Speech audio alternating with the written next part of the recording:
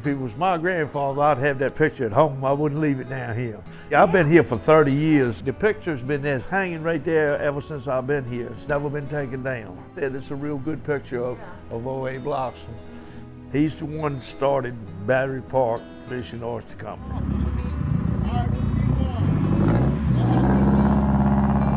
Working on the water's 3 or 4 generations of working on the water.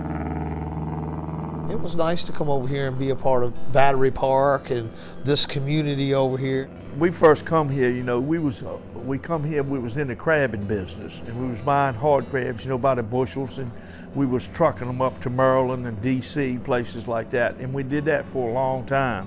In today's edition of Behind These Walls, we're headed to Dockside Seafood. It's the story of seafood as well as Bloxham, Spady, and Meltzer families.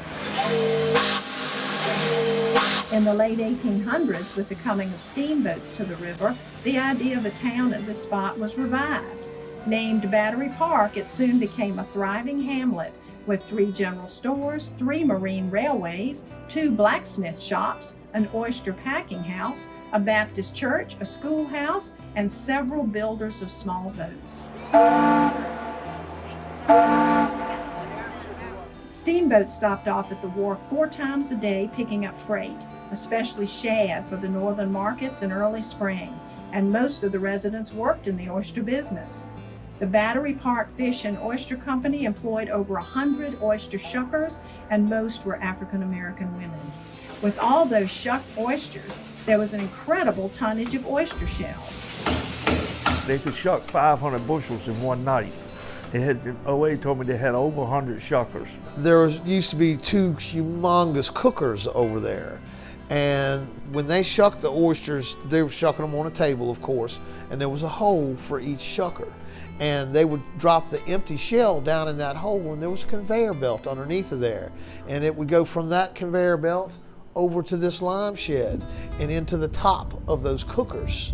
And they would heat the shells up so hot that when they fell out onto another conveyor belt at the bottom of the cookers, a little mist of water would hit them and they would bust into pieces. Not dust or anything, just crack up into small, say, quarter-size pieces or dime or nickel or whatever size pieces, and then that would go into a grinder and be ground into lime.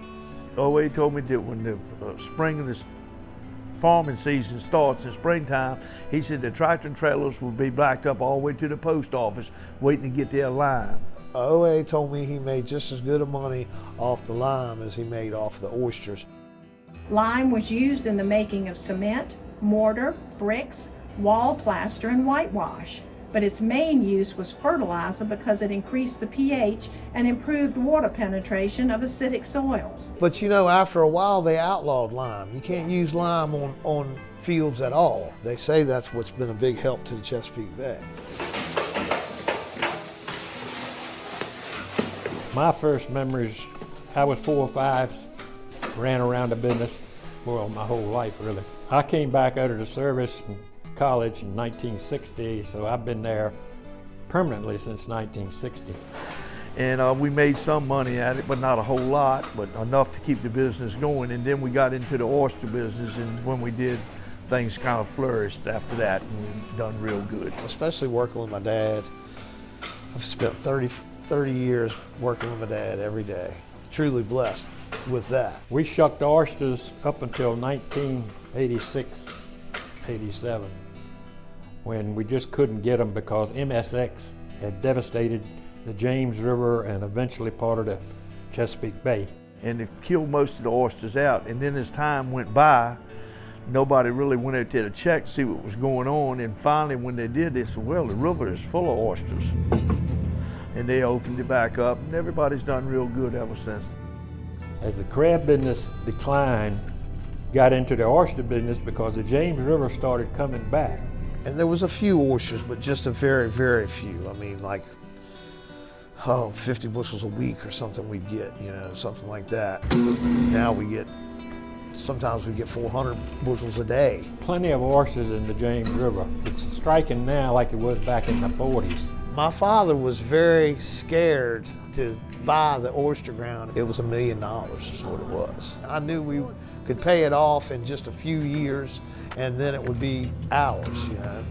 And we bought it and we paid it off in a few years and now it's ours. And it's probably one of, if not the best, piece of oyster ground that's in the James River. I think it's about 160 acres and it's straight offshore of, like, in between Mariners Museum and Hilton Pier.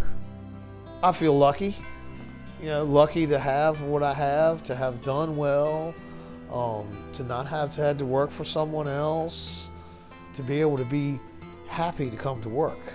And I've enjoyed it all except for the bad storms and stuff. I know when Isabel come, it knocked about half of the building down. And then everything was flooded and the coolers out there, they was all gone, you know, they just swept them away.